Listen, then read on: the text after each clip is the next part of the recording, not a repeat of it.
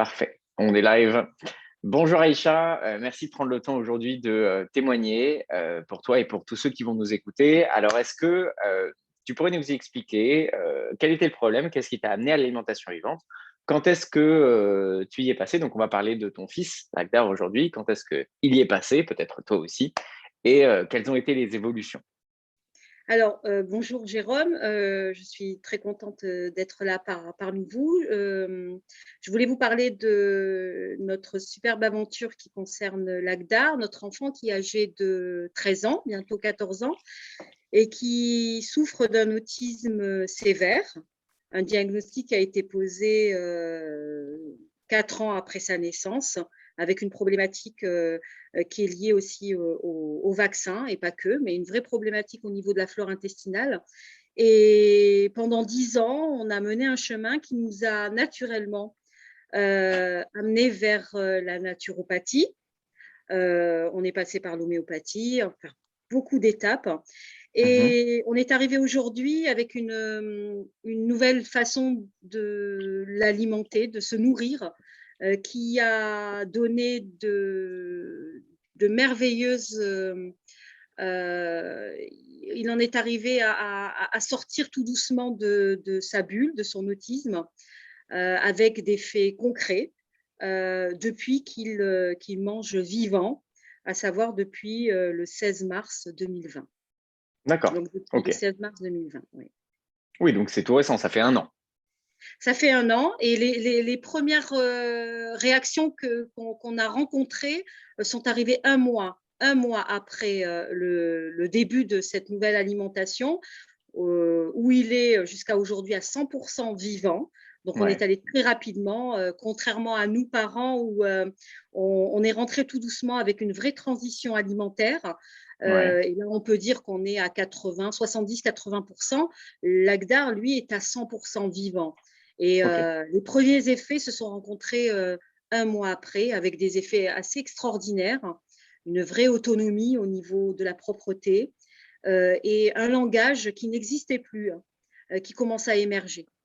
D'accord. Ok. Donc là, un an après, là, le langage commence à émerger. Tu disais qu'il n'existait plus parce qu'il avait déjà existé et que c'était en Tout à déclin, c'est fait. ça? Tout à fait. L'Agdar, en fait, a eu un diagnostic de trouble envahissant du développement non spécifié. Il est né normalement. Ouais. Et en fait, j'ai une fille, hein, donc je peux aussi comparer en fait ce qu'on a donné à l'Agdar et ce qu'on a donné à notre fille. Ouais. Le vaccin en lui-même a été l'effet déclencheur. Pour autant, notre fille a été autant vaccinée. En fait, il y a une question de facteurs extérieurs et à un moment, il y a eu un surplus toxique en fait dans son corps et qui a fait qu'il a commencé à perdre toutes ses facultés. Ok. Et pourtant, il est né quasi normalement, avec des facultés motrices normales. Il a même marché beaucoup plus tôt.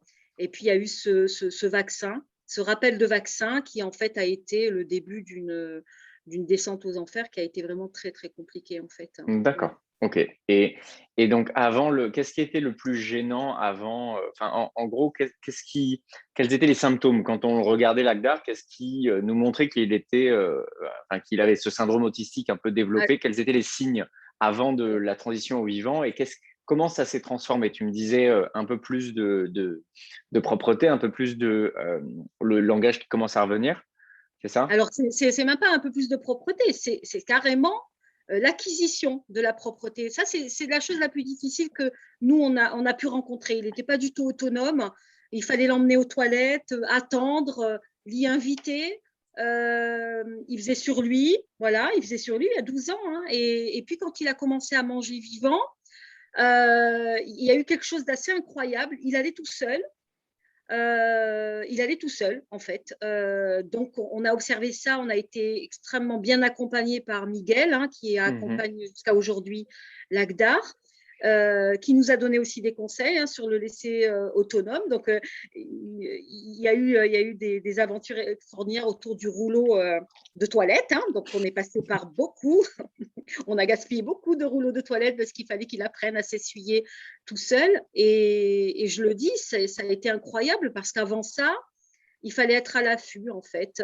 On ne savait pas quand est-ce qu'il pouvait aller aux toilettes, il n'y allait pas seul. Pour autant, il se retenait. Il avait vraiment une très grande problématique de constipation. D'accord. Il pouvait lui arriver de ne pas aller aux toilettes, aller au sel pendant 10 jours. Et Ah oui, aujourd'hui, ah ouais, c'est énorme. Ok. ah oui, oui, 10 jours, oui. Et il se retenait, il se retenait. Il arrivait aussi des fois à ce que pendant près de 20 heures, il n'aille pas faire pipi parce qu'il se retenait. Et aujourd'hui, depuis cette nouvelle alimentation, il va quasiment aux toilettes après chaque repas. D'accord. Après chaque repas. Et en fait, cette alimentation nous a aussi nous permis de prendre aussi beaucoup de distance parce que bon, on a ce qu'on appelait nettoyer nos humeurs, donc on a commencé à être mieux dans notre peau et du coup, je crois qu'on a mis moins de pression et ça s'est fait naturellement. En plus, à une période où on était en plein confinement. Et ça a été très bénéfique aussi pour nous parce qu'on était moins stressés et on lui a laissé le temps. Et aujourd'hui, on peut dire qu'il a acquis cette propreté. D'accord. Il y va tout seul, il se lave tout seul, il s'essuie tout seul. Il nomme aussi quand il veut aller aux toilettes. Et D'accord. ça, c'est pour les parents d'enfants autistes, c'est un bond en avant qui est incroyable en fait. Ok. Ok. Et au niveau de la parole, tu me disais que ça avait changé, que ça avait évolué. Alors, au niveau de la parole, alors il y a une chose aussi qui a énormément évolué parce que c'est un enfant qui ne regardait pas dans les yeux, c'est un enfant qui n'évoluait pas dans son environnement, c'est-à-dire qu'il restait toujours dans une même pièce. D'accord. Depuis cette nouvelle alimentation, il explore en fait, il va dans sa chambre à l'étage, il voyage dans la maison, ce qui n'était pas du tout le Mhm. cas. Il explore le jardin, il prend le temps d'observer les choses. Et puis verbalement, il est dans l'interaction. Il vient, il se Mhm. manifeste. Et on a vu émerger des mots. Voilà. Et puis quelque chose qui nous a quand même interpellé, et c'est une question de mémoire. C'est-à-dire qu'il lui est arrivé de chantonner des chansons qu'il n'a pas réécoutées depuis une dizaine d'années.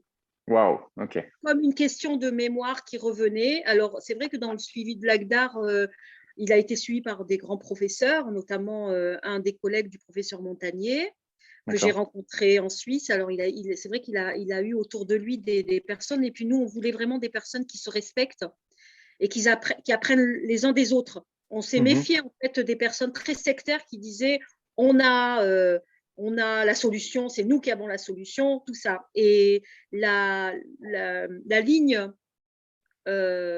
qu'on avait était toujours autour de la flore intestinale, toujours autour D'accord. de ce fameux deuxième cerveau, en fait. Ouais.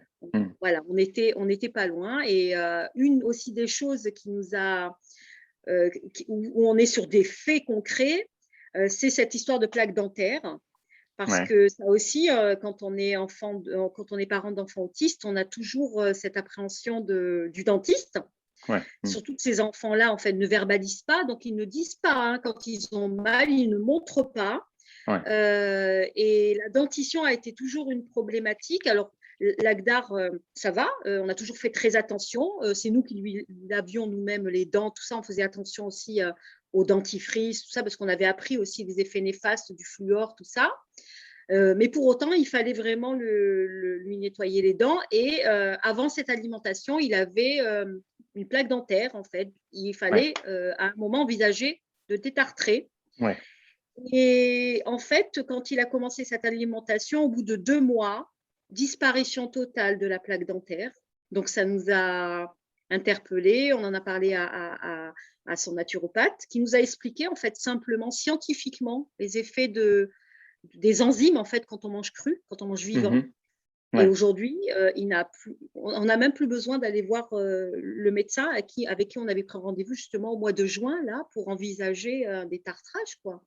Magnifique. Euh, ah oui, c'est même Et pas ça, magnifique, c'est et ça, comme tu dis, pour extraordinaire. les gens qui connaissent pas, c'est quelque chose qui revient fréquemment, qui est présent chez beaucoup d'autistes. Ah, complètement, complètement. Mhm. Et nous, notre enfant a ce diagnostic d'autisme sévère. C'est-à-dire qu'il il ne verbalisait pas, il ne se manifestait pas, il s'automutilait. Ça aussi, ça c'est en fait un aspect de l'autisme sévère. C'est comme ces enfants n'arrivent pas à exprimer par des mots. Les frustrations viennent aussi par de l'automutilation, ils se frappent. Et aujourd'hui, on a un enfant qui s'exprime, avec qui on est en interaction, qu'on peut accompagner. Alors c'est là où va se jouer en fait toutes les techniques un peu éducatives qu'on va pouvoir mettre en place. Mais on n'est pas face à un enfant, parce qu'il faut savoir que Lagdar était un enfant qui était inerte en fait et qui était complètement dans sa bulle. Après, une chose aussi, Jérôme, qui est importante, c'est le sommeil. Lagdar avait des troubles du sommeil. Et en fait, le fait de s'alimenter différemment a permis en fait à Lagdar d'avoir des nuits beaucoup plus sereines, beaucoup plus calmes, plus reposantes. Parce que jusqu'à présent, il avait des nuits, même si on pensait que les nuits étaient reposantes, non, en fait, on entendait qu'il ne dormait pas. Et puis, physiquement aussi, il avait des cernes, il avait un teint. Et là, cette alimentation, même avec des préjugés qu'on pouvait avoir, parce que moi, j'ai toujours eu des préjugés, comme quoi, si on mangeait des fruits, on ne dormait pas la nuit. Pas du tout.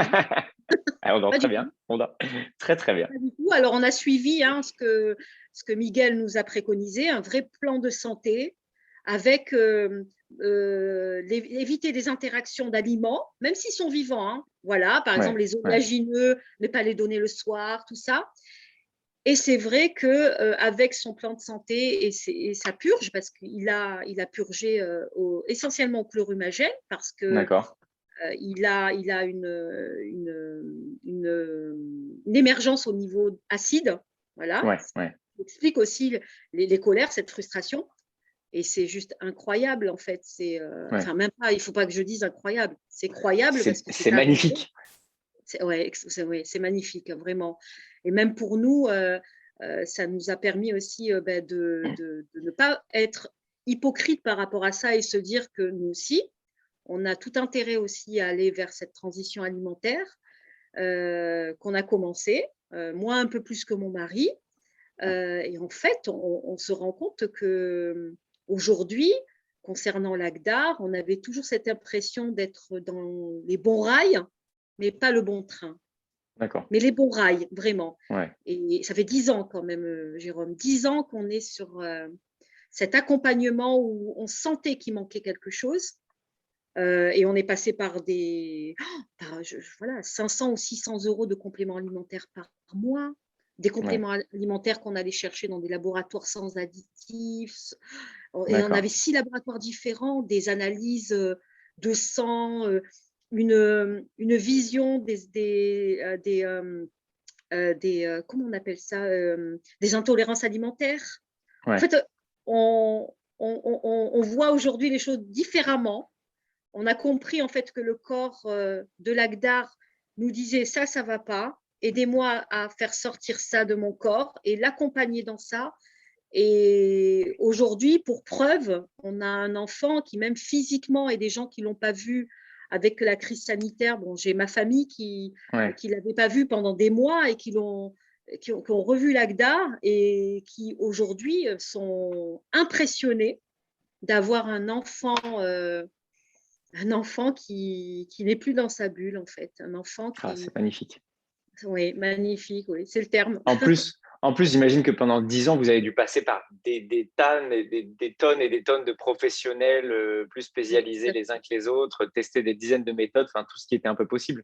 Tout à fait. Et puis, nous, on a eu un parcours aussi un peu atypique, enfin, pas si atypique que d'autres familles, puisqu'on n'a pas hésité à partir de la région parisienne pour arriver, se rapprocher de la frontière belge, parce qu'on avait une place en enseignement spécialisé en Belgique. Et puis là-bas, ils étaient beaucoup sur de l'accompagnement éducatif, mais on était persuadés qu'il fallait d'abord travailler sur le corps, en fait. Aujourd'hui, la France a beaucoup de retard. Elle essaie de rattraper ce retard, mais il faut d'abord commencer par le métabolisme de l'enfant en fait. Et nous, quand on a commencé à s'inquiéter sur l'état de Lagda, il avait 3 ans. C'est très souvent quand il rentre à l'école maternelle, hein, que tout commence, parce qu'il n'avait Ouais. pas la parole, et puis parce qu'il n'était pas social, parce que c'était un peu compliqué. Et en fait, on a eu le parcours où on a connu, nous aussi, la psychiatre qui nous dit qu'on ne peut rien faire pour votre enfant, qu'il faut une structure où, à la limite, il passera son temps à faire des bulles de savon. On est passé par des À médecins l'enfer. aussi, hein, c'est Ah, incroyable, des médecins aussi qui se contredisaient. On a rencontré aussi des nutritionnistes qui n'étaient pas forcément d'accord avec l'homéopathe. Enfin, et nous, ça nous a perturbés. Et ouais. on avait toujours notre instinct aussi. Alors, quand on essayait des choses qui ne pouvaient pas lui faire de mal, on essayait, mais on a toujours refusé, et ça, on ne le regrettera jamais, tout ce qui est anxiolytique, Ouais. tout ce qui est… Alors, par honnêteté, évidemment, on y a pensé. On est très honnête, on y a pensé quand des fois on a un enfant qui se fait du mal, qui est violent, Ouais. on y pense. Et en Hmm. fait, on a eu d'autres alternatives avec des produits plus naturels. D'accord. Voilà, aujourd'hui, pour calmer les humeurs de Lagdar, lui permettre de se retrouver un peu quand il est vraiment encore en agitation, parce que ça peut arriver, ben voilà, on a le petit grain de bigarotte ou Fragonia Mhm. qui donne un effet incroyable. Et on est vraiment sur des choses naturelles qui ne seront jamais néfastes par rapport à son Ouais, ouais. métabolisme, son foie, en fait. Je vois Voilà. ce que tu veux dire. Et j'imagine que si vous avez fait un parcours aussi important, vous avez dû rencontrer aussi beaucoup d'autres parents avec des enfants autistes. Complètement. Je sais que dans mon milieu professionnel, j'ai des élèves, je travaille dans un collège, donc j'ai des élèves qui sont porteurs de cet handicap-là. Il m'est déjà arrivé de parler, de discuter avec des parents, et je leur dis toujours en fait que l'alimentation, quand on change déjà l'alimentation, ça nous coûte rien en fait. Hmm. Ça sera jamais un effet contre-productif. Ouais, ouais. Et c'est vrai qu'il faut se lancer, en fait.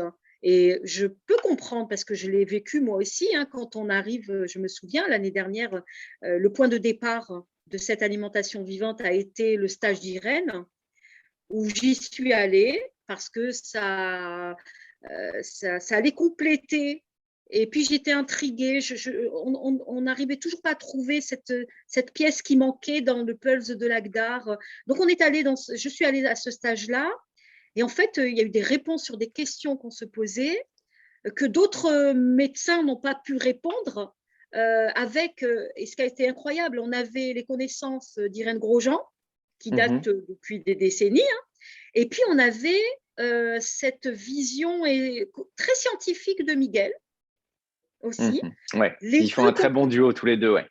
incroyable, les deux combinés. Et puis alors, dans ce qui avait été dit pendant ces 3 jours de stage, ça retentissait dans mon esprit, parce qu'il y avait des termes qui étaient employés depuis 10 ans dans l'accompagnement de l'ACDAR par des grands scientifiques, hein. Ouais, ouais. Et en fait, comme je vous ai dit, j'ai débarqué à une pause. Je suis allée voir Miguel. Il a dû dire: elle est complètement folle, cette dame-là. Je lui ai dit: c'est vous, ça y est, j'ai trouvé. C'est vous qui allez accompagner l'ACDAR, ça y est. Donc, il m'a regardé, il m'a dit: vous savez, j'ai beaucoup de patients. Enfin, il n'aime pas ce terme-là. Donc, c'est plutôt Le accompagnant, consultant, ouais. de consultant. Je dis: c'est pas grave, j'attendrai ce qu'il faut, mais il faut que vous le voyez. Et alors, ce qui a été incroyable, c'est que on a un classeur très épais, en fait, de tout l'accompagnement de l'ACDAR pendant 10 ans. Et quand il a mentionné cette idée d'intolérance alimentaire, où finalement on était là à retirer tout, et qu'il ne fallait pas faire ça, en fait, quelque Non. part.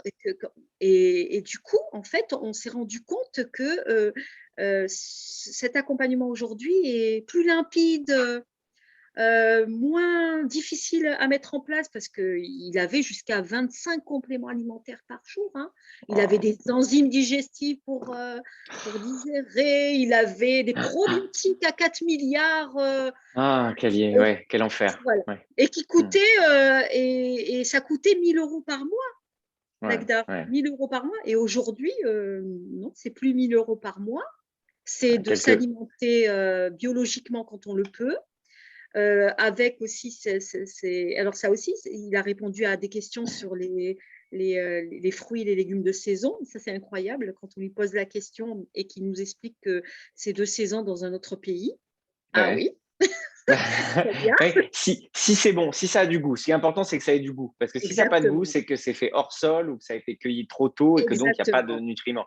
Plus il y a de goût dans les fruits et dans les légumes, plus ils Oui. sont chargés en nutriments et plus ils sont bénéfiques. C'est aussi simple que ça.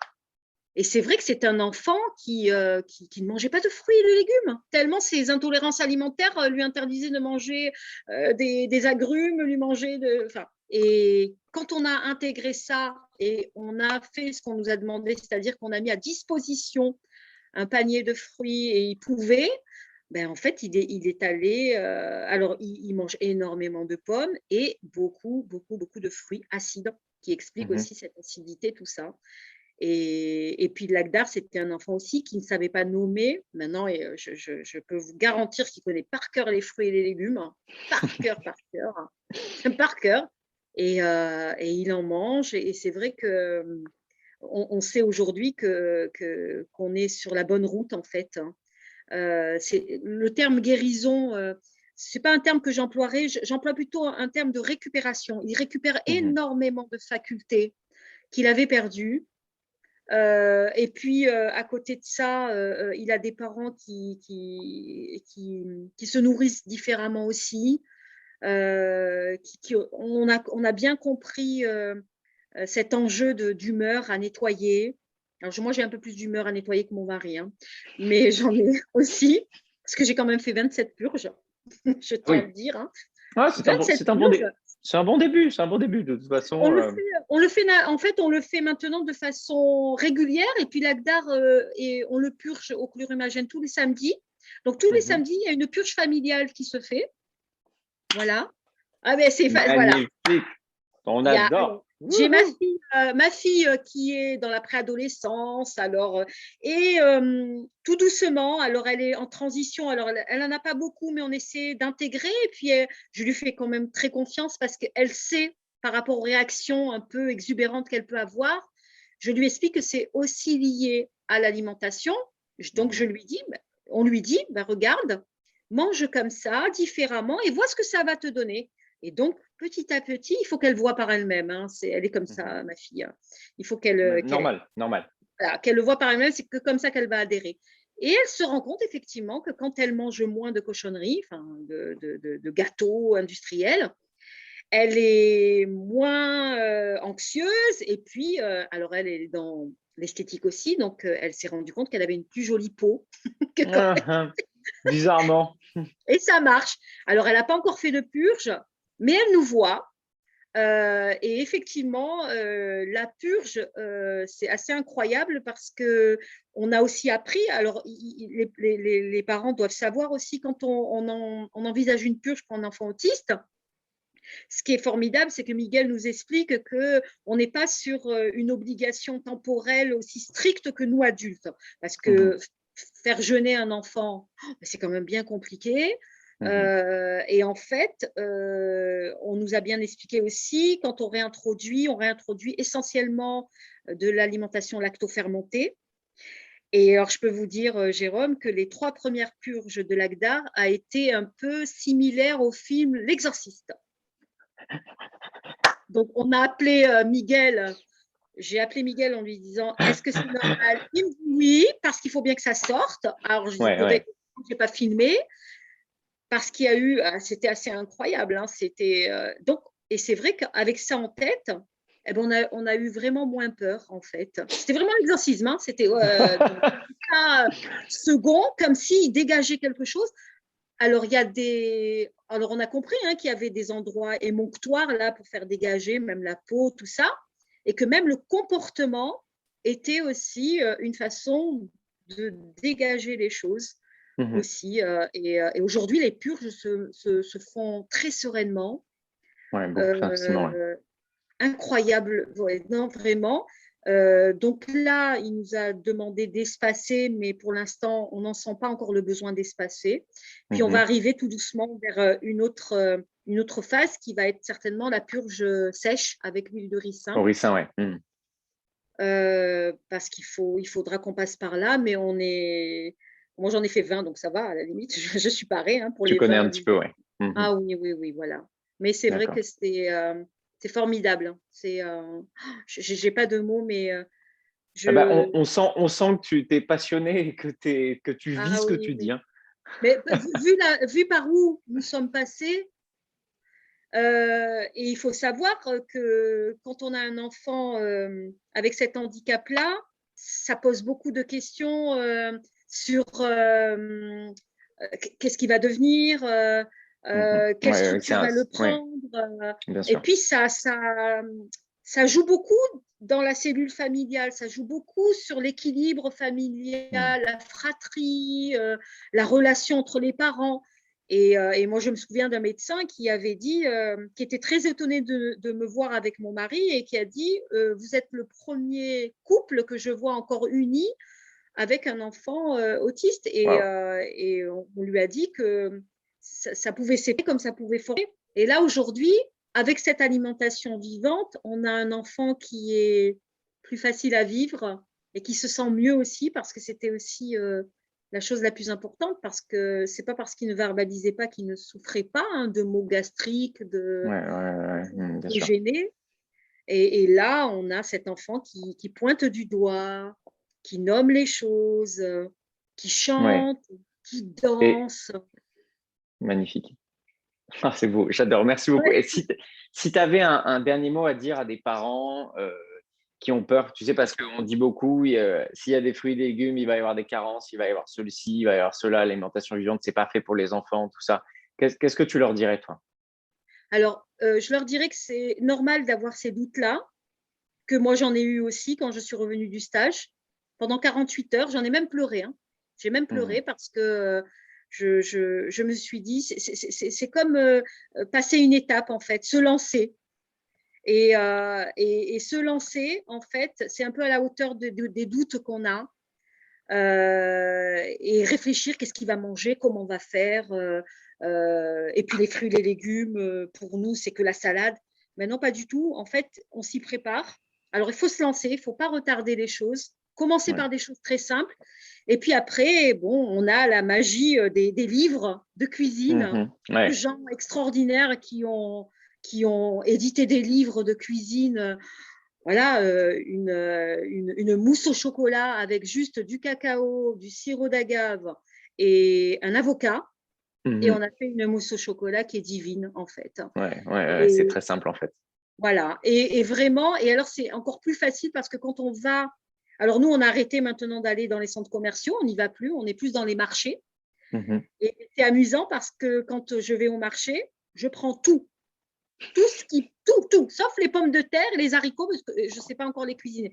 Mais sinon, je prends de tout. Et en fait, Mhm. j'imagine. Et puis, à côté de ça, il y a une préparation. Alors, il y a aussi des outils à avoir qui Ouais, bien peuvent sûr. aider, voilà, des robots, un déshydrateur qui devient votre meilleur ami. Ah, ça, c'est sûr. C'est Ah ouais, clair. qu'est-ce qu'on l'aime, surtout quand il s'appelle Excalibur. Qu'est-ce qu'on l'aime.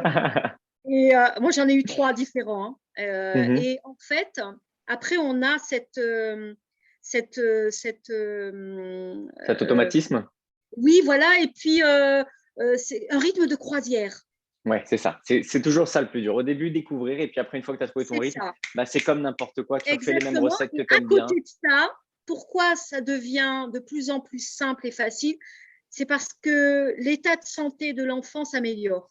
Mhm. Donc, tu Voilà. es persuadé que tu es sur le bon chemin et voilà. Ah, mais c'est même pas être persuadé.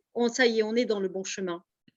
Et le fait de savoir ça par des preuves bien concrètes, parce qu'on est Ouais, vraiment sur du concret, ça marche. Ça marche. magnifique. Oui, ça marche. Et ça va être de mieux en mieux. Voilà, ça va être de Eh mieux en ben, mieux. Et vraiment, aux parents, je dirais, allez-y, allez-y. Il y a des personnes compétentes qui peuvent aussi accompagner. Suivez votre instinct. aussi. Il faut aussi bien s'alimenter soi-même aussi pour avoir les bonnes idées, des idées claires. Ouais. Parce que nous, parents d'enfants autistes, on a aussi eu beaucoup de phases noires et obscures Ouais, aussi. ouais, bien sûr, c'est sûr. Donc vraiment, ça marche vraiment. Ouais, ça marche et je suis sûre que ça marchera pour les enfants, pour vos enfants, ouais, ça Ah, marchera. bah, moi aussi, je suis sûr. Super, Ouais. en tout cas, merci beaucoup, Aïcha. C'est Ah, de rien, magnifique. Jérôme. C'est magnifique ton témoignage. Ça me touche. J'espère, je suis sûr que ça va toucher les gens qui vont regarder aussi. Euh, Merci pour tout. Moi, je vous souhaite hein, encore, comme moi, comme à tous ceux qui nous écoutent, d'évoluer vers euh, voilà, vers la santé. Hein, et des fois, en fait, il faut revenir à ce qui est naturel. C'est aussi Tout simple à que ça. fait, tout à fait, ouais. Et des fois, quand il y a des soucis, être suivi, ça aide vraiment. Donc, n'hésitez pas. Hein. Et voilà. Bah, merci. Merci, Aïcha. De rien, merci à toi. Je te Merci souhaite. beaucoup de pouvoir donner toutes ces informations à des parents qui, comme nous, avons été perdus à un moment. Ouais, bah, il faut, c'est important. Merci. Très bientôt, hein, je pense, de toute Merci, façon. Jérôme. Et puis, bonne À très continuation. bientôt. Merci beaucoup, Ciao, Jérôme. À Aïcha. bientôt. Au revoir.